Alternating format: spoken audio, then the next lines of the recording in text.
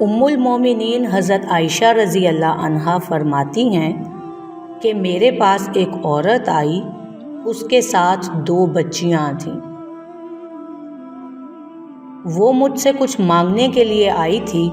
اس وقت میرے پاس ایک کھجور کے علاوہ کچھ نہیں تھا، وہی میں نے اس کو دے دی۔ میں نے دیکھا کہ اس نے اس کھجور کو ان 2 بچیوں میں تقسیم کر دیا اور خود کچھ نہیں کھایا۔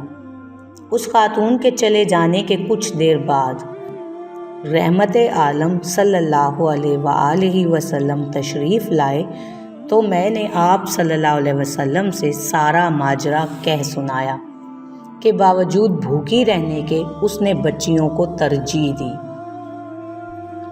یہ سن کر محسن انسانیت حضرت محمد صلی اللہ علیہ وآلہ وسلم نے فرمایا، جو شخص لڑکیوں کے بارے میں آزمایا جائے، یعنی اس کے یہاں لڑکیاں پیدا ہوں اور پھر وہ ان سے اچھا سلوک کرے، انہیں بوجھ نہ سمجھے، تو یہ لڑکیاں اس کے لیے دوزخ کی آگ سے ڈھال بن جائیں گی۔